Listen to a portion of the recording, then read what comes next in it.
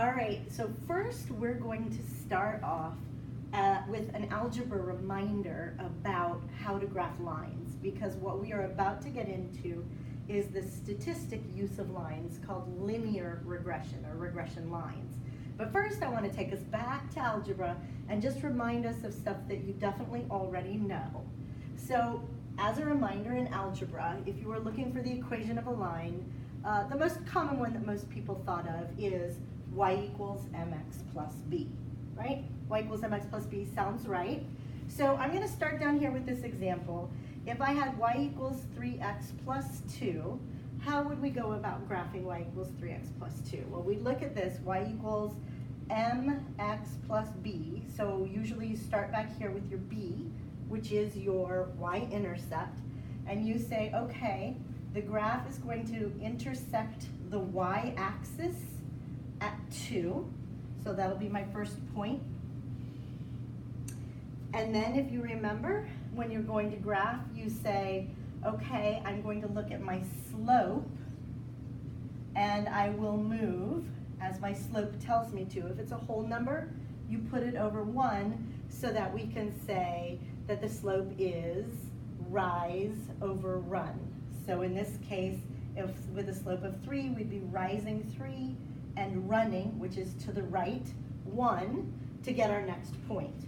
So from the y-intercept, which was 2, we're going to rise 3, run 1 to get our second point, and then we've got our line for the equation y equals mx plus b, y equals 3x plus 2. Okay, so that should be a pretty good review of algebra as far as graphing a line. But I'm going to go into a little more depth about what the slope and the y-intercept represent. I am 100% sure that these are not the way you would have learned what the m and the b meant. But hopefully after seeing this example and us talking through, it'll make sense that I can describe the slope and the y-intercept like this, because in a minute we're going to do the same thing but for statistics. So we're going to do linear regression lines, and we will be describing the slope and the intercept in this way. So I'm kind of leading you into that wording, basically. All right, so let's start with the slope. So nobody had a problem with the fact that I said the slope was 3, and I could make that 3 over 1, and so that meant we rise 3 and run 1. All right, so slope is rise over run is the way you normally think about it in an algebra class. In a statistics class, we're going to talk about it a little differently. So I just want to see that you would agree with me that to rise 3 and run 1 is the exact same thing as running 1 and rising 3. Does that sound like the same thing? Does it lead you to the same point? Yes, it does.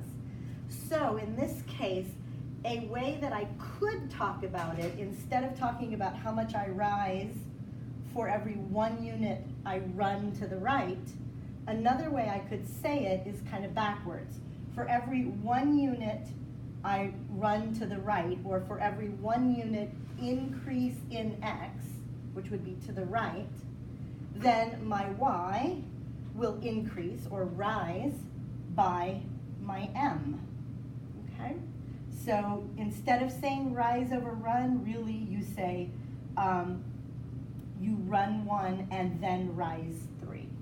Same thing, just put in it a little different way. Then the second thing that they will talk about is the y-intercept. And that's the point we actually started at, right? When we went to graph this, we just started at the 2. And nobody seemed to have a problem with that. I call it the y-intercept. It's where it hits the y-axis. So that is where your y-intercept is.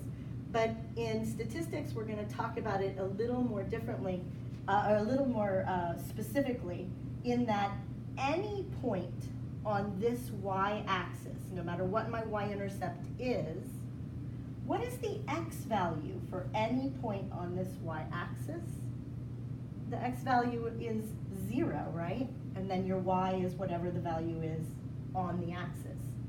So another way to say the y-intercept, besides it's where it hits the y-axis, is to say if x is 0, then the y is equal to whatever your b is. All right? These are the definitions we will end up using in statistics, but first I wanted to bring them back to you, to the algebra that you already know.